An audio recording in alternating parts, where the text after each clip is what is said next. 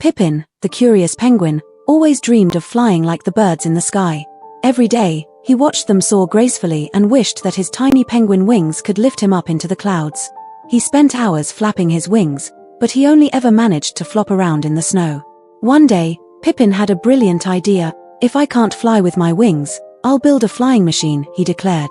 Using fish bones, ice chunks, and a few stray feathers, Pippin crafted a bizarre contraption that looked more like a sled than a plane. "This will definitely work," he said, strapping himself in. Pippin pushed his machine down a steep hill, hoping to catch the wind. To his surprise, for a few glorious seconds, he was airborne. But soon after, the machine began to wobble and then fell apart, leaving Pippin tumbling into the snow. He popped his head out of the snowbank and sighed. Well, that didn't go as planned. As Pippin dusted himself off, an old penguin named Grandpa Waddles approached. "Trying to fly, are we?" Waddles chuckled. "Penguins don't need to fly. We have our own special way of soaring." "What do you mean?" asked Pippin.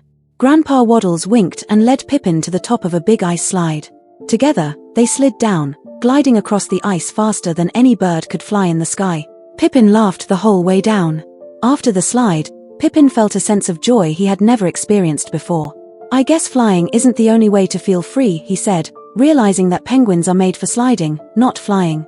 From that day on, Pippin stopped trying to fly and started enjoying his own kind of fun, sliding, waddling, and being the best penguin he could be. Moral of the story: sometimes, what makes you special isn't being like everyone else.